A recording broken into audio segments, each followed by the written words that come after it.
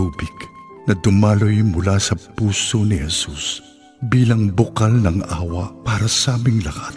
Ako ay nananalig sa iyo, banal na Diyos, banal na puspos ng kapangyarihan, banal na walang hanggan.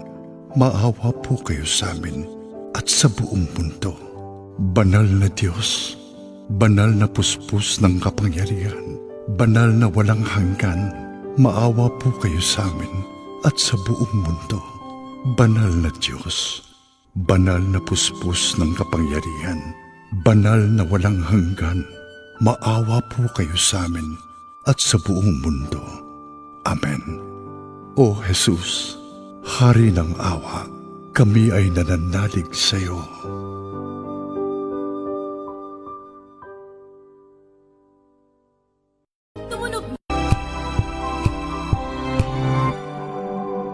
Wow, ang saya. Isang barangay na labada? Puro mancha pa. Goodbye, pahinga. Mommy, isang laba lang yan sa Pride Bar Blue. May powerful stain-away enzymes na malupit sa dumit mancha. At di masakit sa kamay. Isang laba lang yan. Hello, pahinga. Hello, Pride Bar Blue. ACS. Maulan man, no worries na amoy kulog ang damit. Charm Fab Con, bangong pumakabloom, tanggal amoy kulog sa bango ng charm. Kaya gamit ko, Charm Fab Con with Bloom Fresh Technology. Kills 99.9% of kulob-causing bacteria. May aroma burst pa of thousands of flowers and berries. Ang sampay sa loob, no amoy kulob. Bangong pumakabloom sa charm. Charm Fab Con. ACS. Tanggaling-galing mo, Smart dishwashing paste ko. Pritong ulam na masebo, plato o kaldero, tanggaling for everyday. Ganyan pag Smart ang dishwashing paste. May double tanggaling formula. Tanggal ang sebo, tanggal ang bakterya. Pahit para walang bahid, linis fantastic sa metal at plastic, number one ko to. Tanggaling-galing mo, Smart dishwashing paste. ACS. Tambalang Anthony Taberna at Jerry Baha ang gigising sa inyong umaga dahil lalatay ang humahagupit na diskusyon at komentaryo Lunes hanggang Biyernes sa 2x2. DZRH yan sa pag-alalay, DZRH yan. Nasa dugo na, nasa pagkatao na ang serbisyo sa bawat Pilipino. Ito ang pangakong hindi na magbabago sa pagtakbo ng panahon. DZRH Public Service Hour. Kasama ang Wonder Woman ng DZRH, si May Binauhan sa DZRH Radio, DZRH TV at DZRH Online. Pagtutulungang walang patid sa DZRH Public Service Hour.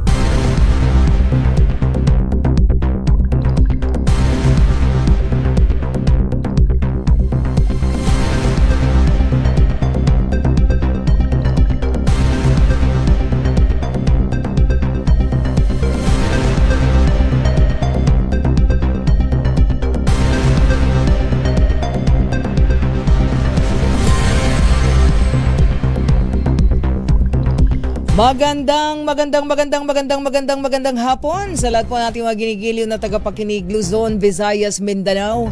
Kumusta na po tayo? Ngayon pong happy Monday afternoon, ika-22 sa buwan ng Hunyo. June 22, 2026 na po tayo mga kaibigan. Muli po, samahan niyo pa rin po yung lingkod May Binauhan dito po sa Public Service Hour. Siyempre pa, una sa Pilipinas, una sa Pilipino. Alas 3 hanggang alas 4 po tayo ng hapon, tuloy-tuloy na public service. At syempre ingat-ingat po dahil sabi po ng Pag-asa, lumakas pa yung Bagyong Francisco.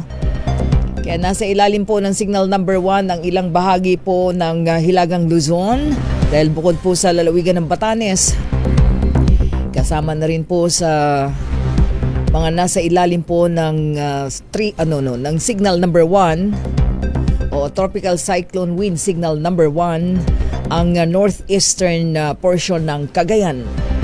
So, ibig sabihin hilagang silangan ng Cagayan, no? Bahagi ng Cagayan. So malaman natin maya-maya. Puntahan natin ang Pag-asa dahil ito pong Bagyong Francisco, ang kilos po niyan, alam ko kanina, kanluran, pahilagang kanluran, ano? At doon po sa forecast ng Pag-asa, inaasahan pa rin lalakas po ito hanggang bukas po ng bago lumabas, no, ng Philippine Area of Responsibility. So malaman po natin, meron bang magtataas ba ng signal number 2? Di naman. Okay, standby lang po. At maya-maya mga kaibigan, sikapin nating makausap sapagkat nakakalungkot kanina yung balita, yung tinatawag nga natin na pamamaril, shooting incident sa loob ng isang eskwelahan dyan sa Tacloban City at ating pong kanina ay flash report po yan ng ating kasamang si Jimmy Angay-Angay mula po sa ating Action Radio Tacloban na meron pong mga mga bata po na nasawi at merong mga sugatan. Doon po sa insidente ng pamamaril na umano'y alamin natin sino ba talaga yung mga may kagagawan, no po. At sikapin din nating makausap ang DSWD, no, partikular yung tinatawag nilang office na Juvenile Justice and Welfare Council. So makausap natin dahil hindi lang po ito yung insidente, no, na nangyari diyan po dito sa ating bansa na bakit ganito kararahas na yung ating mga kabataan, Yan, nakakalungkot man pero malaman po natin. But anyway, standby lang at tayo po hingi tayo na update sa Pag-asa dahil doon po sa malakas na pag-ulan kahapon, kagabi, no, doon sa ilang bahagi po ng Metro Manila, nalubog ulit yung Malabon City Diyan sa Malabon, yung biglang lakas na buhos ng ulan kagabi. Abay, sinasabi nila na umabot hanggang sa tuhod yung baha, diyan sa may bahagi ng Letre Road, sa may Aquino Avenue. Bukod dun sa malakas na ulan, no, sinabayan niya ng malalakas na hangin. Kaya meron pong mga nagtumbahang ilang poste ng kuryente na itayo na ba? Sabi ng lokal na pamahalaan ng Malabon, dun sa kanilang advisory, hindi pa rin nadadaanan. Up to what time ba ito? Yung bahagi po ng Maysilo, sa bagay dyan talaga binabaha Maysilo del Pilar Road, dyan sa may Yanga Street, no? So, ongoing yung pagkukumpuni ng Manila Electric Company o ng Meralco. So, yun, So, sinasabi nga po ng Pag-asa na yung malakas na ulan kagabi ay hindi epekto nung Bagyong Francisco kundi ng habagat. Ito na tayo sa habagat. Talaga nagpaparamdam na ng todo-todo si habagat, di ba? Localized thunderstorms yung ating pong naranasan, panandalian, pero malakas yung naging buhos ng ulan kahapon. Totoo sadya, naranasan natin yung kahapon, di ba? So yun po, no. Anyway, standby lang, at tayo po ay antabayan na natin ang Pag-asa. Hindi natin sila makontak ngayon, mukhang hindi accessible yung kanilang linya. Pero dun sa pinakahuli kanina, sinasabi nila nag-intensify, no? Lumakas po ang Bagyong Francisco. Kaya yung pong mga lugar na sinailalim sa signal number 1, sige, wag nang pag hindi available, okay lang.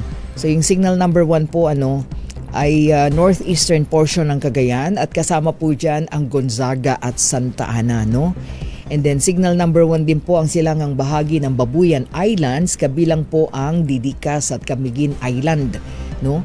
So yung kilos po ng Bagyong Francisco, kanluran, pahilagang kanluran, taglay pa rin po yung pinakamalakas na hangin, no? Lakas ng hangin na 155 kph, 155 kilometro bawat oras.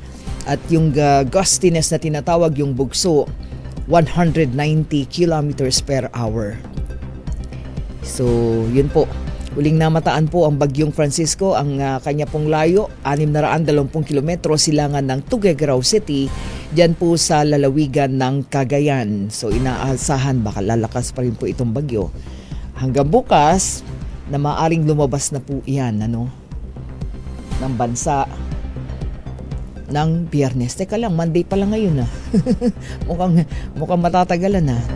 So anyway, meron ding binabantayan ng Pag-asa na isang palibagong LPA na buo sa labas ng PAR, sa labas ng ating bansa.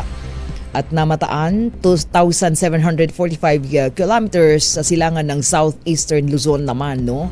So may chance siya, katamtaman, medium chance na ma-develop din bilang isang bagyo sa loob ng 24 oras. So may possibility na pumasok sa loob ng ating bansa. Kung papasok po yan, yan po ay tatawagin sa pangalang Bagyong Gardo. So yan po ang update natin sa Pag-asa. Pero tuloy-tuloy na po tayo mga kaibigan. Oo, dahil yung balitang mga pag-ulan-ulan, basta ingat po tayo, no? Anyway, so punta po tayo ng Tacloban City at ating pong bigyang daan, yung balita po kanina, dahil sabi ko nga sa inyo, nakakalungkot isipin na may nangyayari ng ganito, no? Abay, talagang nakakagulat, lalong-lalo na sa loob ng eskwelahan na dapat ay safe ang ating mga mag-aaral.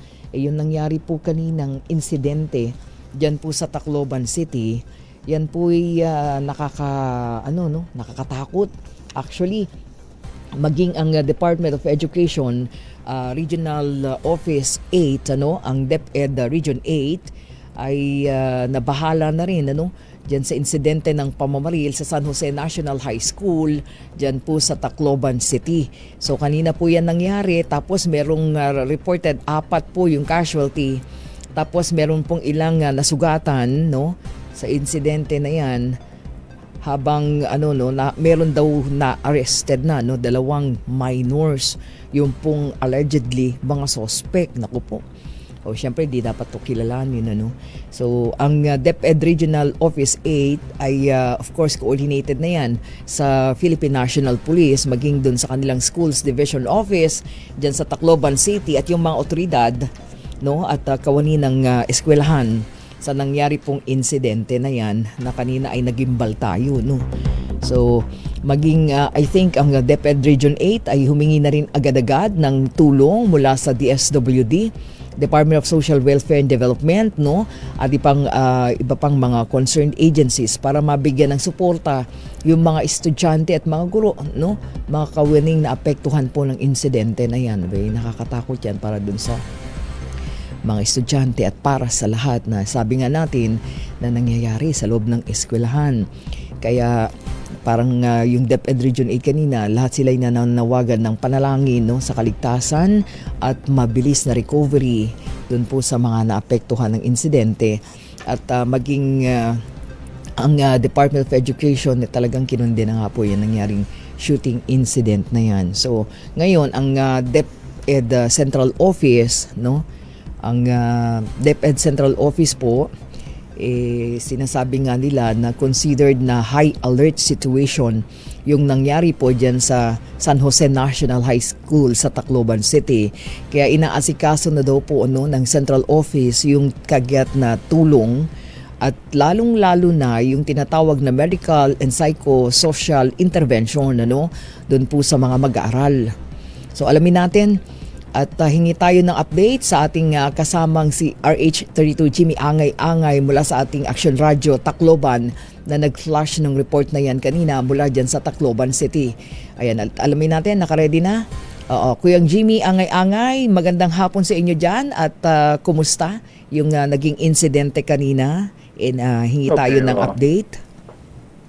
Yung isa sa mga biktima ay nakapanayam ng isang kasama natin dito sa Action Radio. Yung sinisisi niya yung may-ari ng baril kung bakit nakadala ng baril itong dalawang mga suspect na edad 14 na taong gulang at yung isa 15 taong gulang. Kalibre 38 yung isa, 9mm yung sinisisi niya.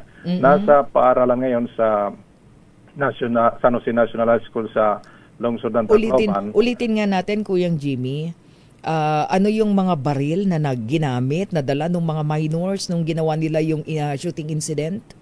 9mm, malakas ito. Oh my gosh. 9mm. Oo. 9mm. Yung isa, Yung isa, calibre 38 yung isa. Caliber 38. Oh, So, rin sa dalawa. 9mm. Dalawa. Artificial. Mm-mm. Dalawa yung may hawak nung baril. Dalawa. Wow. Oo. Mm-mm. Yung isa, agad na huli doon sa school campus. Oo. Yung isa sa labas na. Mm-mm. As a leads, yung isa dito ay, yung tatay niya ay sundalo. Mm-mm. Yung isa naman, yung auntie niya ay isang pulis na nakasign din dito. Oh. Pero Oo. pero wala namang itong baka, kinuha lang yung baril kung saan itinago. So iwan ko kung saan sila ng baril. But sa ngayon, yung dalawang suspect nasa Station 1. So yung dalawang bata ay nasa custody na Station ng mga pulis. Station 1 ng Tacloban City Police Office at nandun yung City Social Welfare and Development Office kasi tinatawag itong Children in Conflict with the Law, CICL, kasi mga minor de edad. Pero titingnan dito, May, kung may discernment ba yung mga bata. Kasi may pananagutan yung kung may discernment. Alam na nila yung ginagawa nila itong nangyari kanina alas 9 nga ng umaga. Linawin ko lang yung update ngayon. 7 yung ginagamot na sa ospital. Yung isa may pumunta sa ngayong hapon lang, may pumunta sa paaralan, nasugatan din yung isang estudyante. Itong sinasabi, ang unang report ko ay 3 yung kumpirmadong namatay. So base ito sa pulis. So nung ma-interview natin si Kapitan Bahin, Lucille Bahin dito sa Barangay 87, ay sabi niya 4, binalik-balik ko pa ito. Pero yung sa pulis, hindi pa nag-update ngayon, 3 yung sinabi. Iwan ko lang kung ano nangyari doon sa ang 7 sa hospital ngayon kasi may critical pa. At, so ang confirmed na casualty 3. 3. Yung sinabi ni Kapitan 4 at saka ni Vice Mayor Raymond Romaldes. Pero dito naman tayo siguro magbabase sa report ng kapulisan. Pero kasama ni Vice Mayor Raymond Romaldes, yung City Director ng Tacloban City Police Office, sila magkasama. Okay, na sinasabi niyang 4. May nakikita tayo dito sa video, sa footages mo. Ano yun? Hawak niya yung baril? Tama ba? Yes. Hawak itong baril bago pa yung insidente. Nag-post muna sila sa Facebook nila. Facebook account. Tapos itong nasa loob ng kwarto, anong nangyayari dito? Nahuli na yon. Nahuli na. Okay. Sila yon nakatago sila, yung nakakulay white na shirt? Nahuli na yon sila. Siya yung nagtago sa loob ng anong room yan? Yung room sa sa paaralan, okay. Sa paaralan. So yung isa doon tumakbo kaya nahuli. Sa labas. Yung isa sa labas. Sa labas. Yung isa sa loob ng kwarto pumasok. Oo. Siya yung nakakulay white, no? Na shirt? Sandali. Meron tayong footage na nakikita na nasa kwarto siya eh. Ayan. At ano ba yun? Natago ba doon sa ilalim? Ayan. May nagtakbuhan kasi para mahuli yung nagtakbuhan yung SWAT para mahuli yung isa sa mga suspect. Pero sinasabi nag-surrender yung isang suspect sumoko.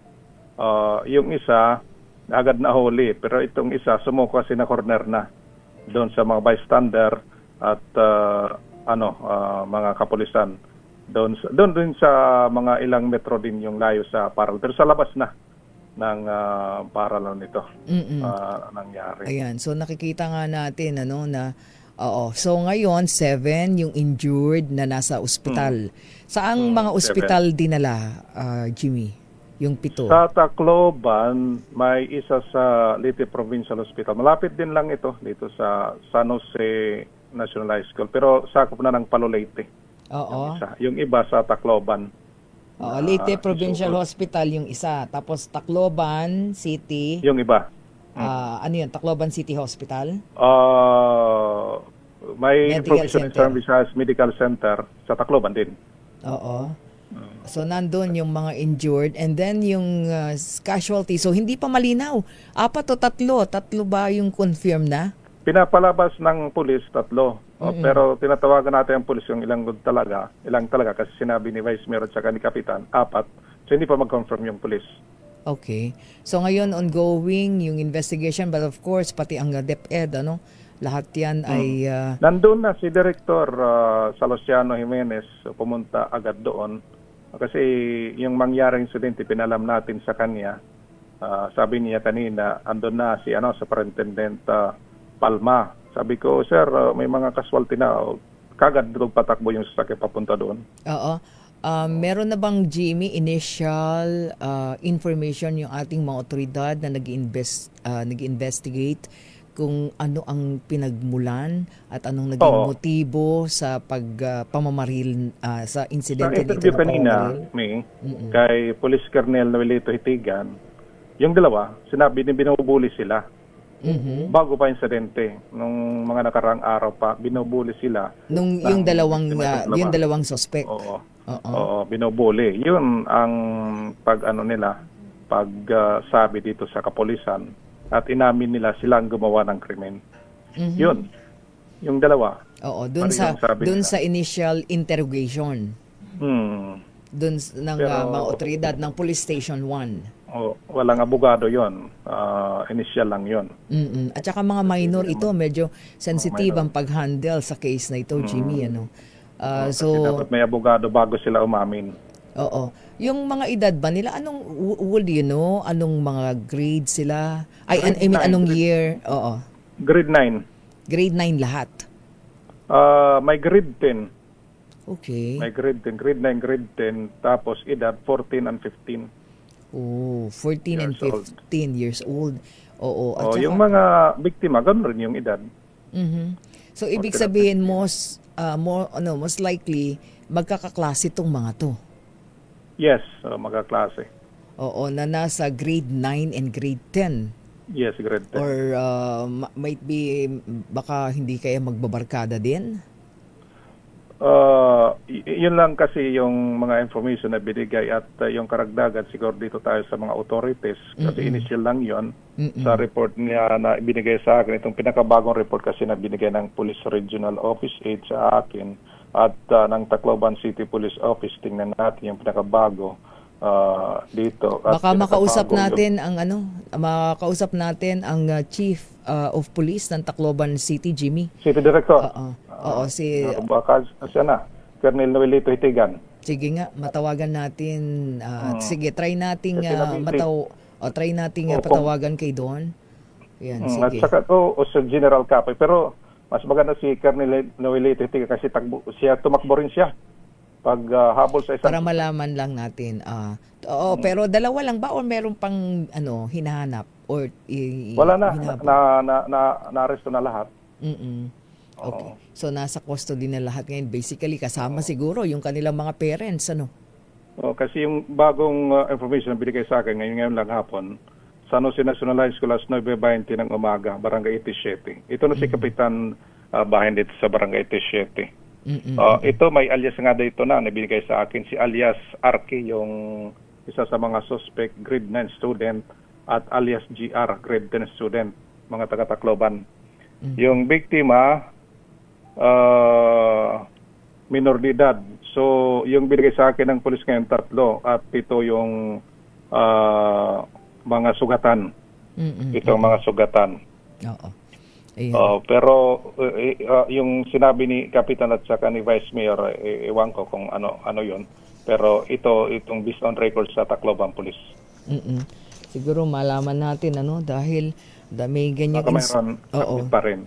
Oo, napakahalaga na makausap natin ang of course yung mga investigador at the same time yung kanilang mga chief of police or the city director, ano. Police Colonel Noelito Hitigan. Oo. Okay. So yun pa lamang update. So wala pa tayong update sa hospital, ano? Nandun pa. Wala pa tayo kasi naman pinayagan yung pagpasok doon sa hospital. Yung sa atin lang, wala na madagdag pa. Okay. Na mga casualty. Okay. So 7 and then 3, no? Mas ma-confirm lang natin kung 3 or 4 ba yan. Yung ma-confirm sa police kasi ito galing din ito sa Tacloban Police at ibinigay dito sa PNP region. mga alas 2:33 binigay sa akin. Okay, maraming salamat Jimmy. Thank you so much. Okay. Mula dito sa DYB Action Radio Tacloban, ito si Arstrator Jimmy Angay para sa DJ Rich, una sa Pilipinas, una sa Pilipino.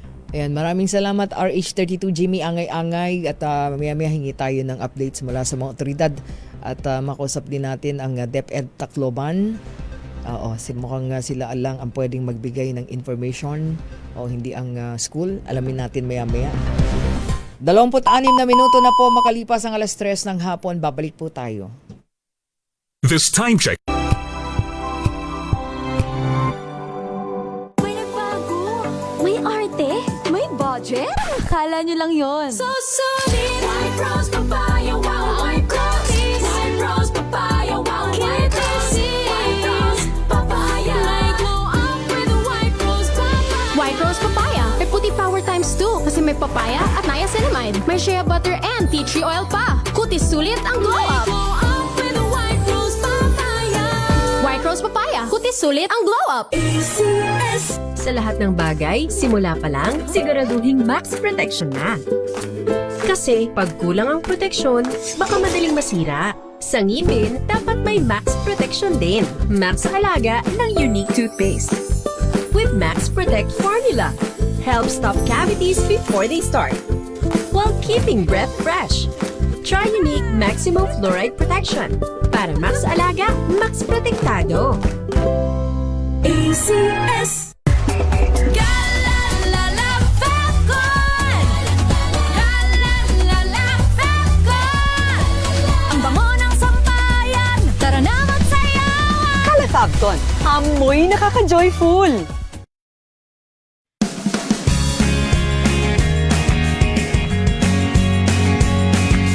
Now we are unboxing MX3 coffee.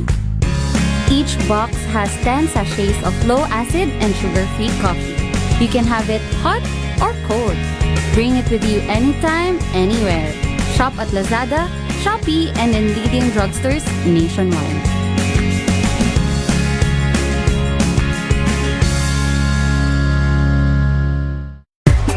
Galalala Falcon! Galalala Falcon! Ang bango ng sampayan, tara na magsayawan! Calefabton, amoy nakaka-joyful!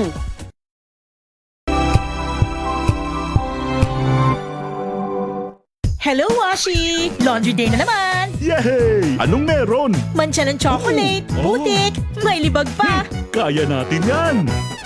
With Pride Washing Machine Detergent, may triple stain-away formula. Tanggal ang makapit, madikit, at malupit na dumit mancha. Kaya easy-easy ang labada. Mula noon hanggang ngayon! All you need is pride! All you need is pride! ACS! Sinisiguro kong tama ang aking choices. Tamang pagkain, lifestyle, at ang partner ko, MX3 Capsule. Gawa ito sa ISO at GMP certified na planta. Tested and proven na may alpha, beta, at gamma mangosteen. Helps avoid knee joint pain discomfort. Iwas-iwas sa sakit. Kailangan lang na long-term ang pag-inom. 2 capsules araw-araw. MX3, dito ako believe. Mahalagang paalala, ang MX3 capsule ay hindi gamot at hindi dapat gamiting panggamot sa anumang uri ng sakit. Galalala Falcon! Galalala Falcon! Ang bango ng sampayan, tara na magsayawan! Calefabton, amoy nakaka-joyful! Sa puso ng kalikasan, natatangi ang prutas ng mangosteen. Ito ay nagtataglay ng antioxidant compounds na alpha, beta, at gamma mangosteen. Ang MX3 capsule ay isang food supplement na gawa sa natural na mangosteen. Ito ay tested and proven to help avoid knee joint pain discomfort para iwas-iwas sa sakit with long-term supplementation 2 capsules daily. MX3 capsule, tunay, natural, at original. Mahalagang paalala, ang MX3 capsule ay hindi gamot at hindi dapat gamiting panggamot sa anumang uri ng sakit. Galalala Falcon! Galalala Falcon! Ang bango ng sampayan, tara na magsayawan! Calefabton, amoy nakaka-joyful!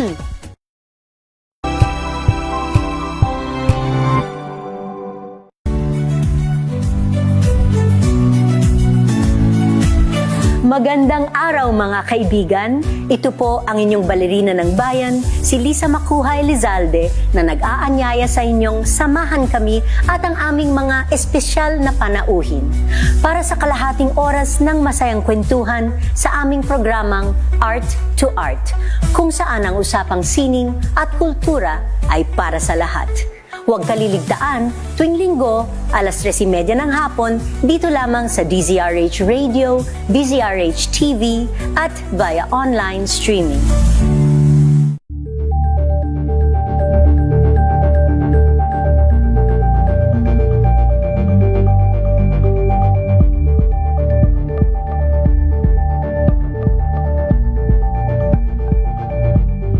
We've got you covered. From the hottest hits, exclusive interviews, kilig to the bones fan meet experience, and hataw performances of your favorite stars. Saturdays, 12 noon, dito lang sa DZRH TV.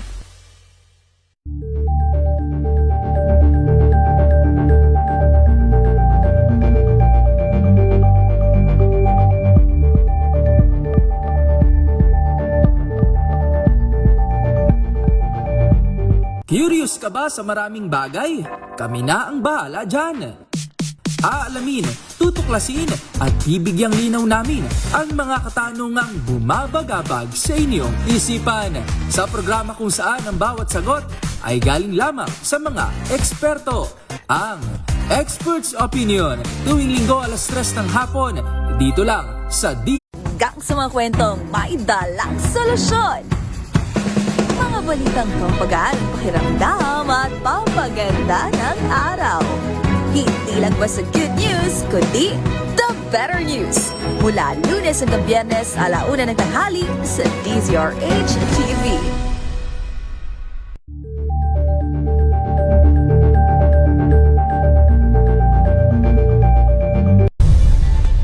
Nagsimula sa pangarap hanggang sa maabot ang tagumpay. Iba't ibang kwento, iba't ibang mukha ng atletang Pilipino. Mas pinatindi, mas pinalakas, at mas pinaaksyon sa Match Point tuwing Sabado, 12:30 ng tanghali sa DZRH TV.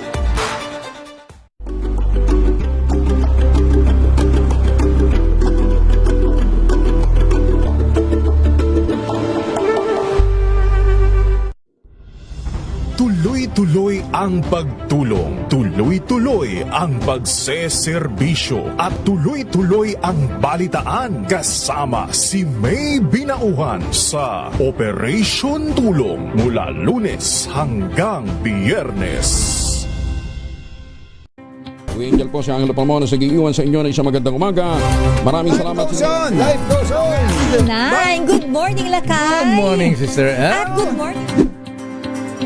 Magandang mainit na umaga.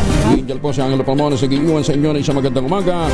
Maraming Sa salamat. Pilipinas, una sa Pilipino. Maagang balitaan, maagang usapan sa mga issue at balita kasama si Kuya Angelo Palmones sa Magandang Umaga Pilipinas mula Lunes hanggang Biyernes.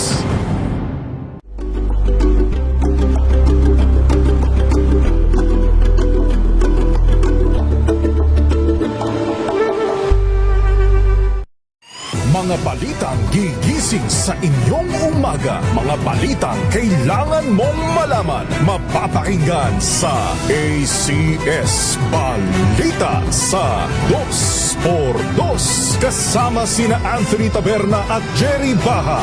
Lunes hanggang Biyernes.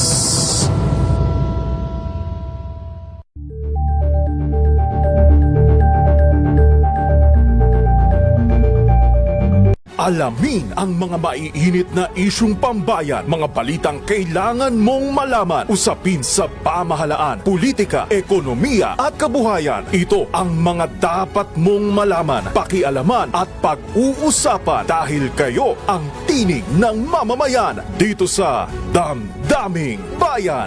Live sa DZRH Radio, DZRH TV at DZRH Digital. Kasama sina Lakay, Deo Macalma at Elaine Apit. Araw-araw, Lunes hanggang Biyernes. Damdaming Bayan.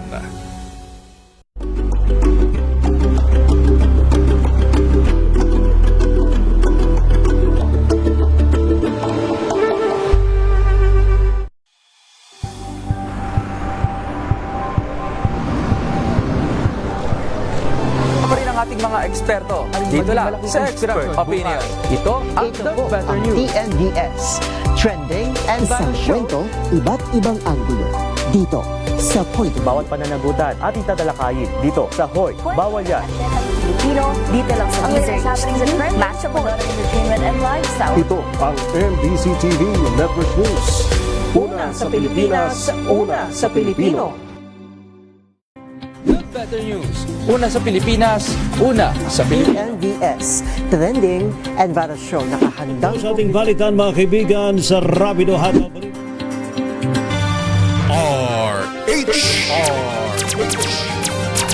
Sa pagtulong, sa paglilingkod, sa pag-alalay, kasama si May Binauhan sa DZRH Public Service Hour.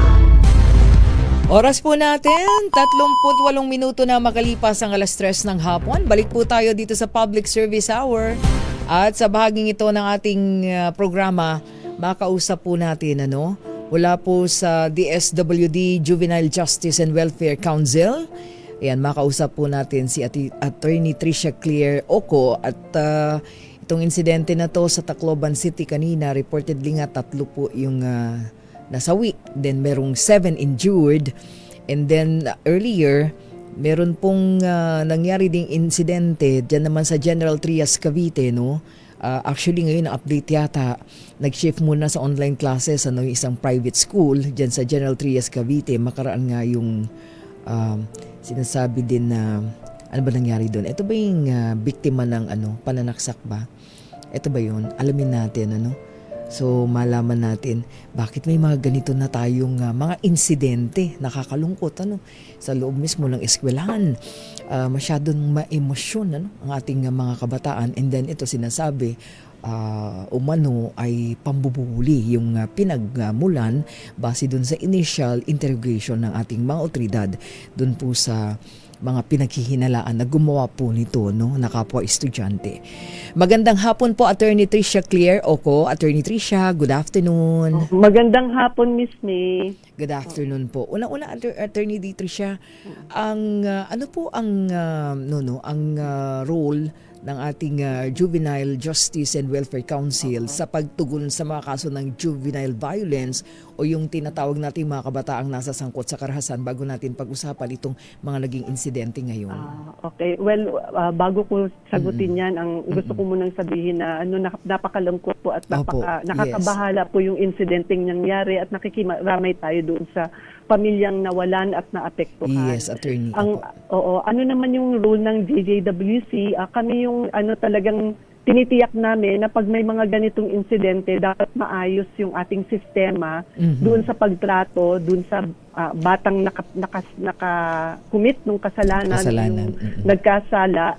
At ganun din po kung paano yung victim natin na masuportahan dahil doon sa nangyari. Ayun. Pero tinututukan din po talaga natin kung paano yung treatment ng bata na nakagawa ng kasalanan para magkaroon siya ng accountability at saka intervention doon sa nangyari. Dapat patas din po yung mandato ninyo. Dapat patas.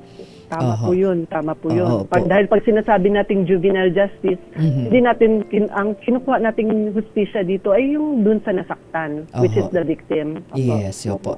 Anyway, so dito po sa harap ng mga ganito na pong insidente, na itatala pong insidente ng karahasan na kinasasangkutan mismo ng mga estudyante, ano po yung nakikita ninyo sa JJWC na maaaring pangunahing dahilan kung bakit nauulit, which is dapat matigil, ano po? Alam mo, may walang iisang dahilan. Kadalasan, kombinasyon ito ng maraming bagay.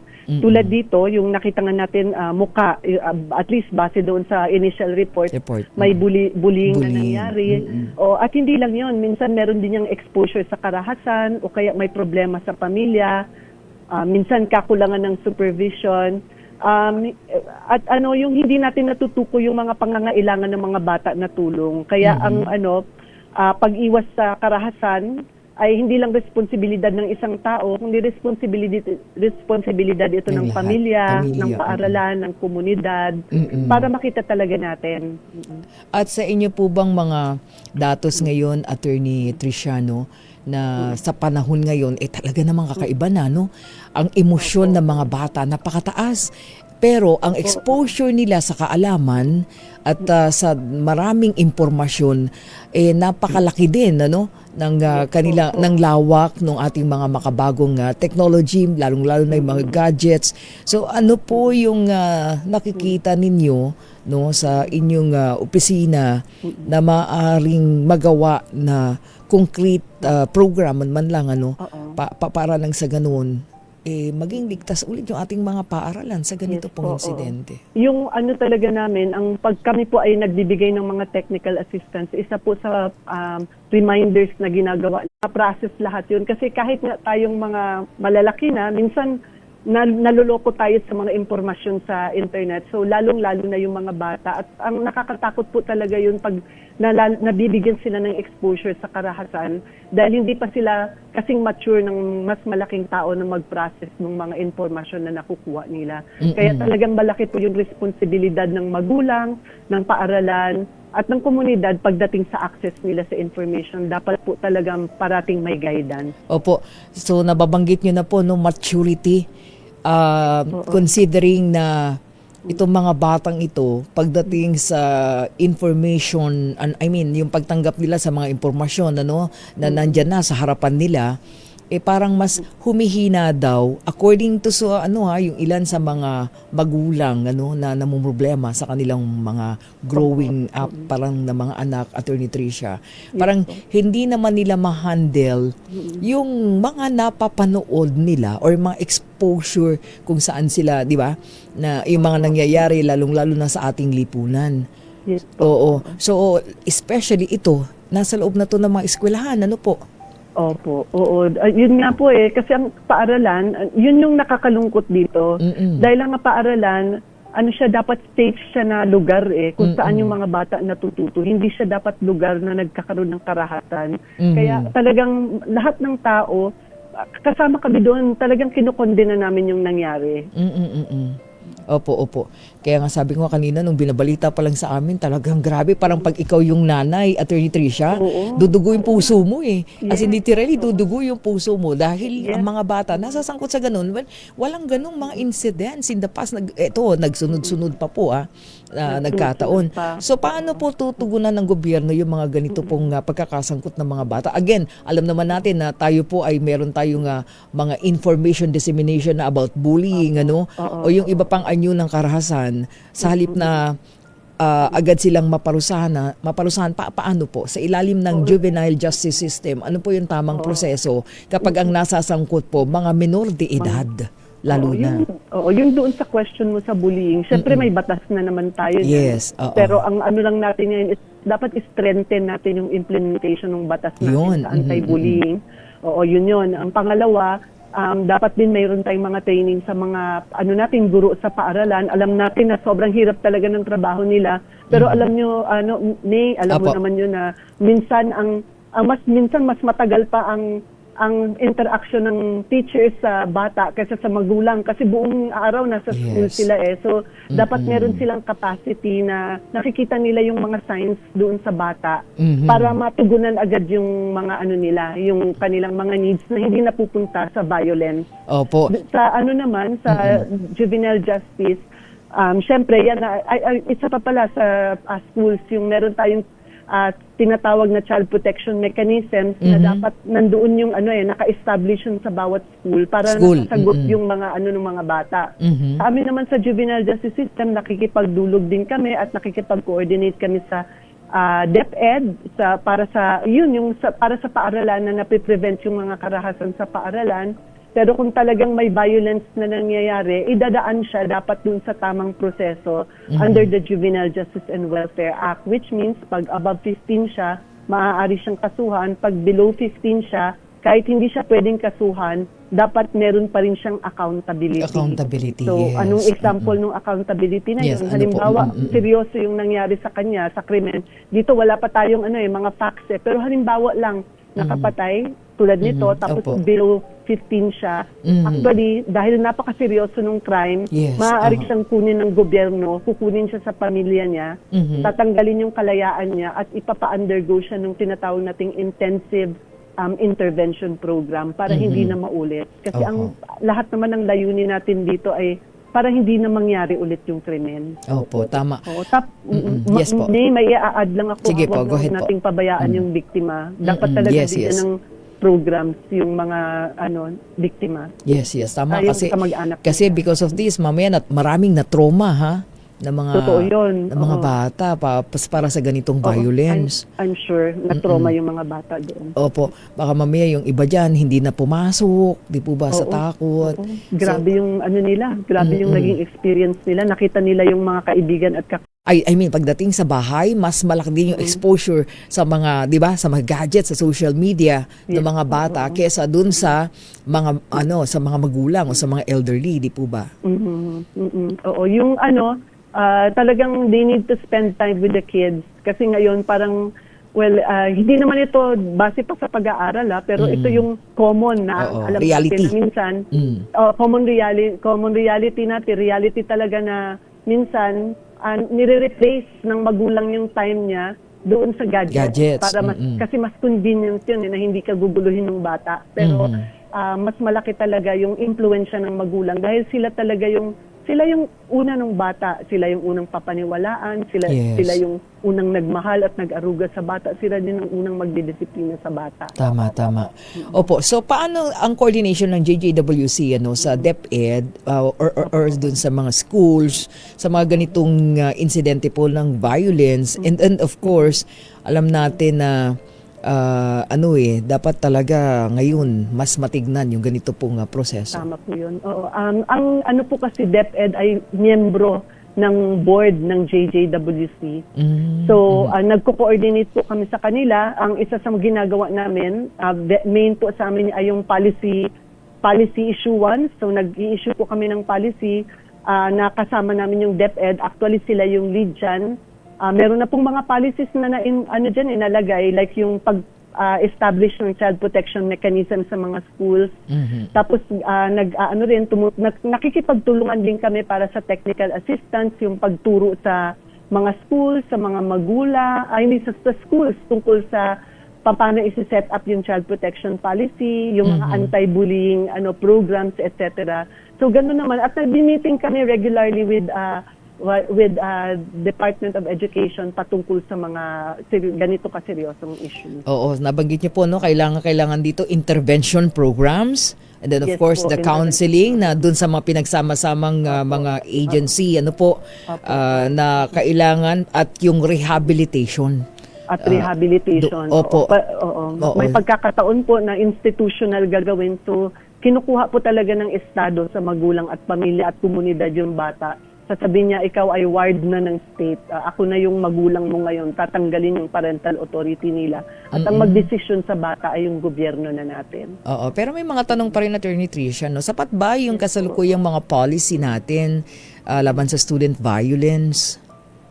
Para sa akin, we have enough policies. Ang gap niya talaga ay yung pagpapatupad ng mga Implementation. policies na yon. Oo, kasi syempre iaano mo diyan yung halimbawa budget, yung dami ng mga teachers kasi minsan halimbawa kaya naman ng teachers halimbawa kung napakarami ng estudyante, minsan hindi talaga kayang ma-monitor ng teachers yung mga red flags doon sa each student kasi napakadami nila. So, yun din dapat i-assist din talaga natin yung ating mga schools para sila naman ay maging effective din sa pag identify ng mga red flags.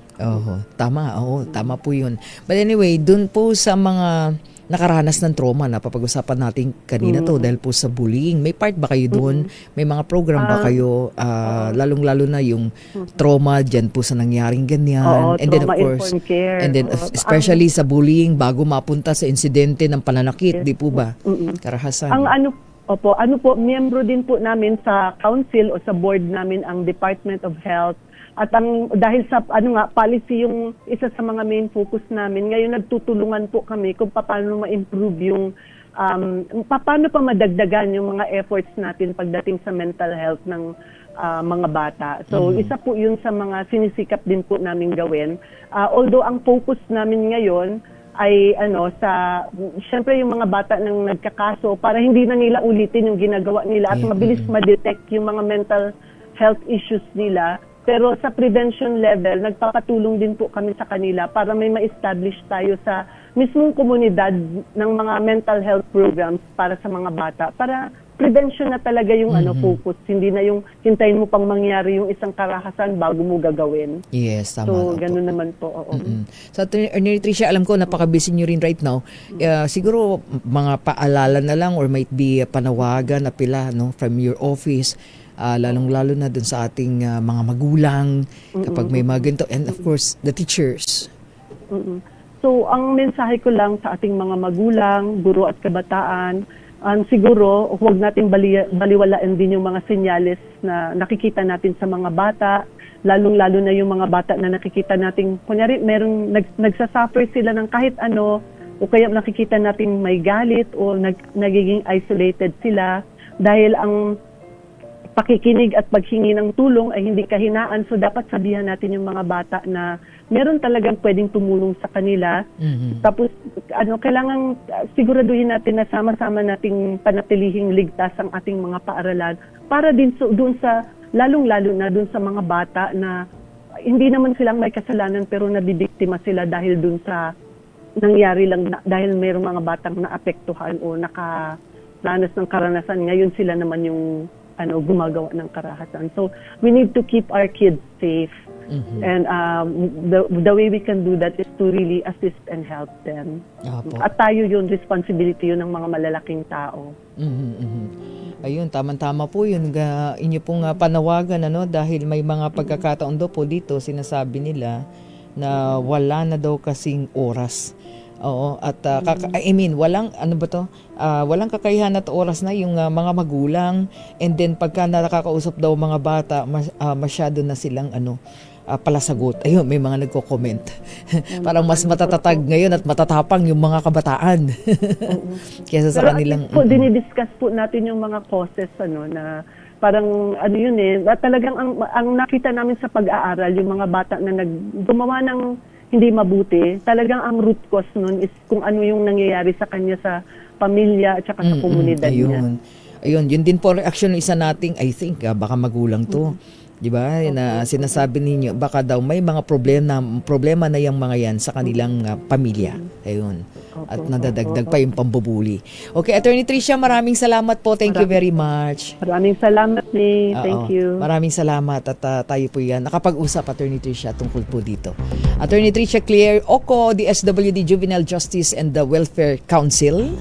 Yan. Maraming salamat po. Siya po ang Executive Director, Mga kaibigan, oras natin 55 minuto makalipas ang 3:00 ng hapon.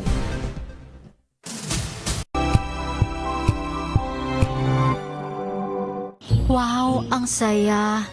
Isang barangay na labada, puro mancha pa. Goodbye, pahinga. Mommy, isang laba lang yan sa Pride Bar Blue.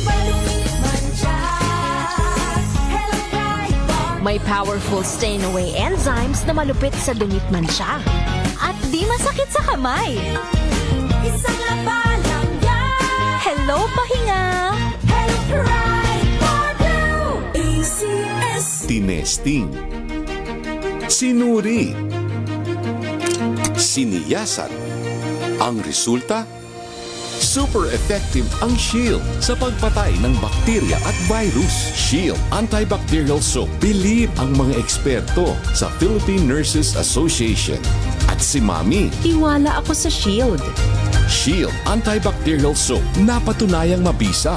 Ang mga nurse, tiwala. ACS.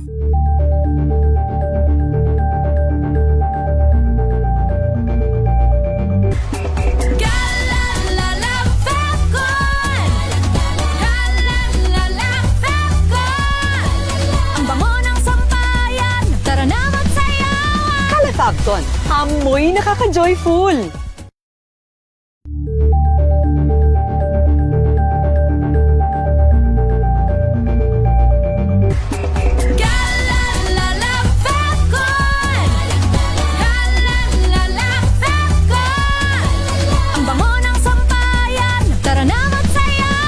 Calefacton, amoy nakaka-joyful.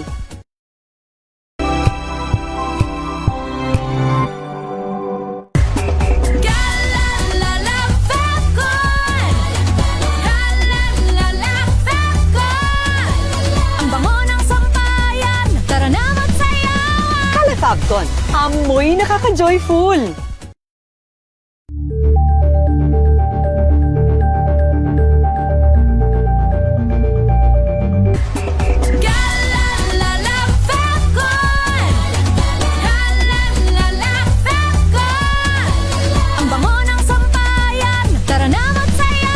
Calefacton, amoy nakaka-joyful. Report mula sa Central Luzon, meron daw po yung pamilya ng 6 na taong gulang na pinatay. Nananawagan din po ng hustisya. Bata din to. Grabe no. I-25 Grace Sansano sa detalye niyan. Grace, go ahead. May hustisya. Ito ang panawagan ng pamilya ng 6 na taong gulang na hinihinalang minolestya muna bago ito pinatay sa pamagitan ng pagsakal. Nangyari ito sa Victoria, Tarlac. At huling nakita nga sakay ng tricycle makaraang sunduin sa school nito sa kanyang pinapasukan bilang grade 1 student. Isang 15 anyos na kapitbahay at kakilala rin ng pamilya nito ang pinagkatiwalaan na sumundo dito. At dito nga, ito ay itinuturing na prime suspect sa karumaldumal na krimen. Kita sa kuha ng CCTV na sakay ng tricycle ang biktima patungo kung saan nakita ang labi ng bata. Makalipas din ng ilang oras, hindi nakasama ng bata ang tricycle at ang sumundo nga rito. At nagbago na ang suot na damit nito nang ito ay dumaan ng makuhanan ng CCTV.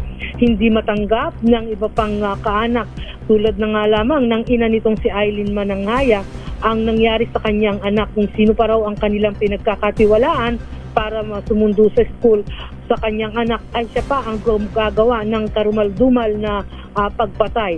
Maging ang lolo nito na kumupkup sa naturang suspect ay hindi makapaniwalang magagawa ito.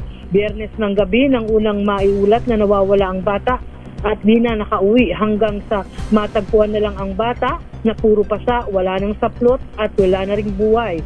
Katulong ang mga barangay official kapitbahay ng matagpuan ito sa kalunos-lunos na sitwasyon. Sa ngayon, tumanggi naman ang suspect na magbigay ng pahayag at hawak na ngayon ang kustodiya dahil menor de edad din ito ng DSWD. Yan ang ating update. Ito, PRH25, Grace Vera Sansano. Una sa Pilipinas, una sa Pilipinas. Maraming salamat R25 Grace Sansano. Mga kaibigan, naku, bilis ng oras. Wala na tayong oras pansamantala. Tayo po ay maraming salamat doon na Carlos Pantas. Ipobre, hindi ko na alam, milyonaryo. Thank you, Don. At kay Ellen, thank you so much. Ako naman may binauhan para sa DZRH, una sa Pilipinas, una sa Pilipino. Susunod na po, Mayor Lacaideo Macalma, Miss Thea Petro Corpus sa programang DZRH Break Time. Oras natin, ganap na pong 4:00 ng hapon. This time check is... Wow, ang saya. Isang barang